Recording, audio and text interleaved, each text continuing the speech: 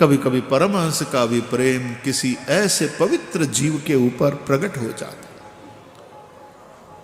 कि इसमें वो संभावना है, ये पहुंच सकता है परमात्मा तक।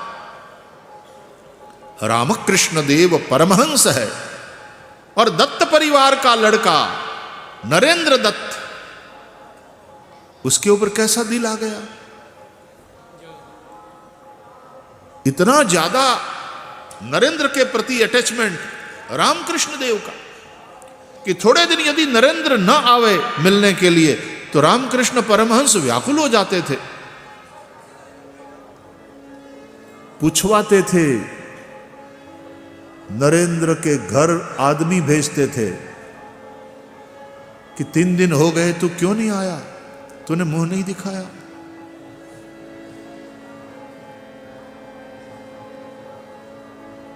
एक बार तो बार बार संदेश भेजा तो फिर नरेंद्र आया, युवक है, बड़ा सुंदर है, वही नरेंद्र दत्त फिर स्वामी विवेकानंद बने।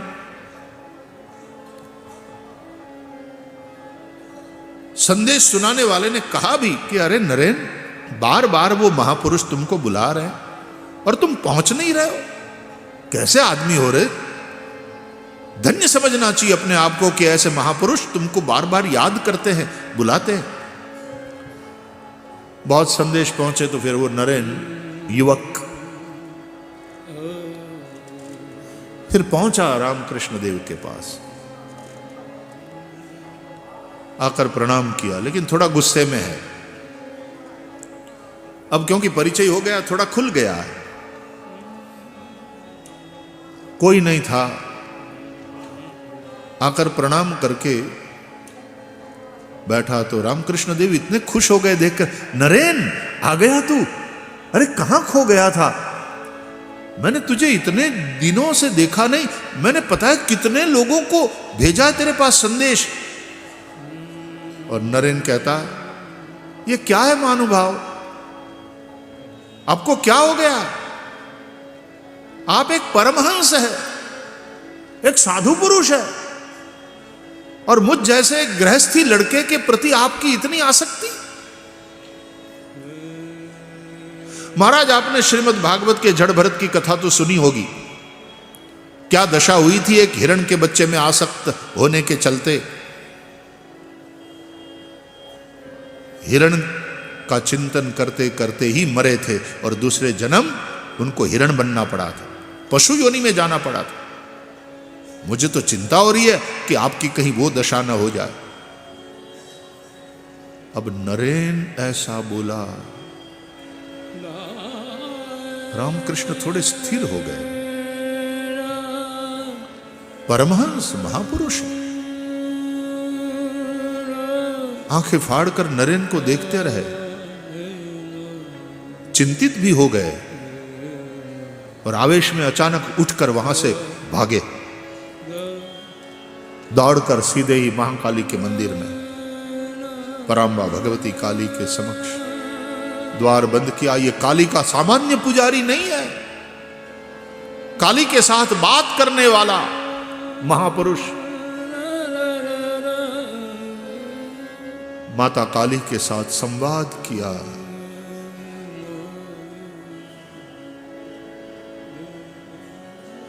कुछ समय मंदिर में काली माता के सामने रामकृष्ण परमहंस बैठे रहे, आंख से नेत्रों की धारा बही, मां से संवाद हुआ। आध पौने घंटे के बाद शांत हुए रामकृष्ण देव, बोझा उतर गया।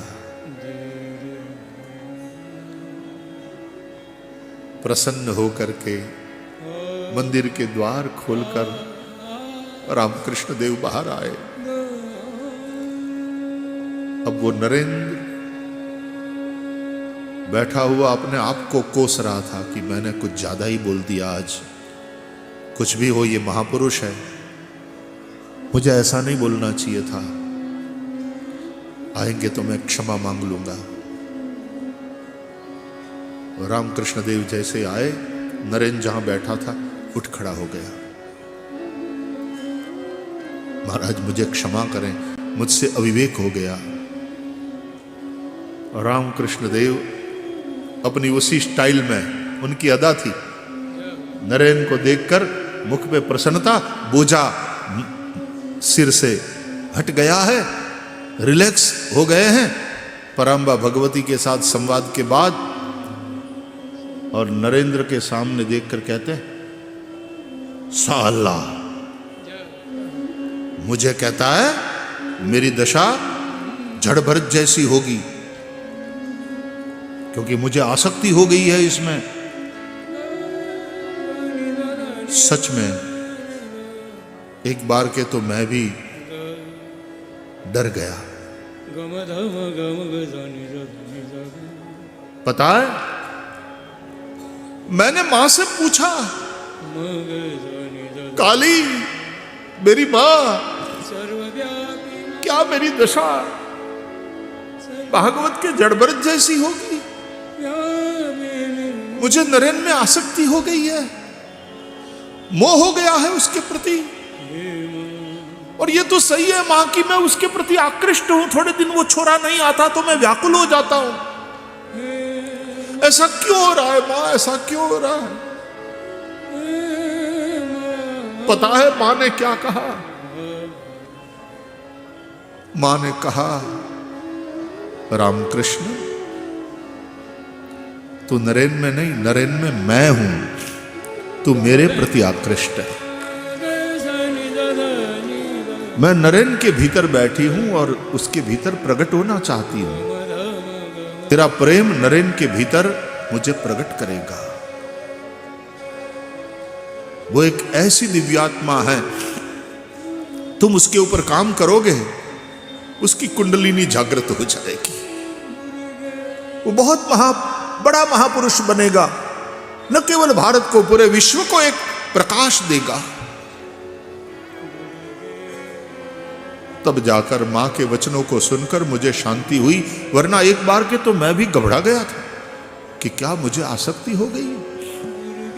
साला मुझे कहता है मेरी स्थिति भागवत के जड़ भरत जैसी हो जाएगी। नरेन तुझ में मेरी मां न बैठी होती ना तो तेरे प्रति इतना मैं मोहित न होता, मेरी इतनी तेरे प्रति आसक्ति न होती। मां प्रकट होना चाहती है तुझ में।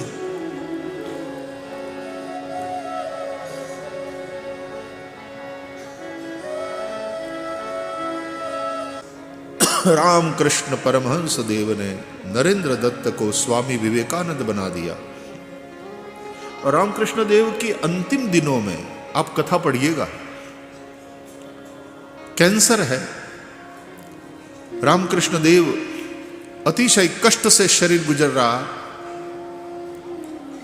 और तब भी नरेंद्र दत्त ध्यानपूर्वक देख रहा था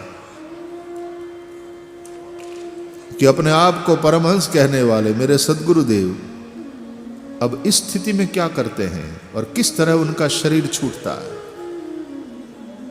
एक परीक्षा की दृष्टि से ही लगातार पढ़ा लिखा है, बुद्धि प्रामाण्यवादी लड़का है, हाईली इंटेलेक्चुअल है,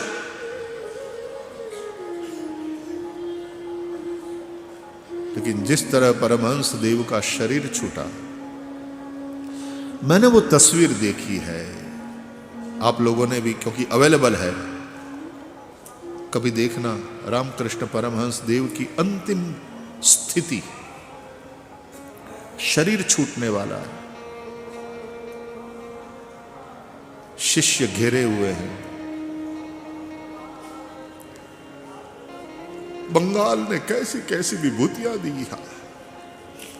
चैतन्य देव, रामकृष्ण परमहंस देव, मां आनंदमयी मां,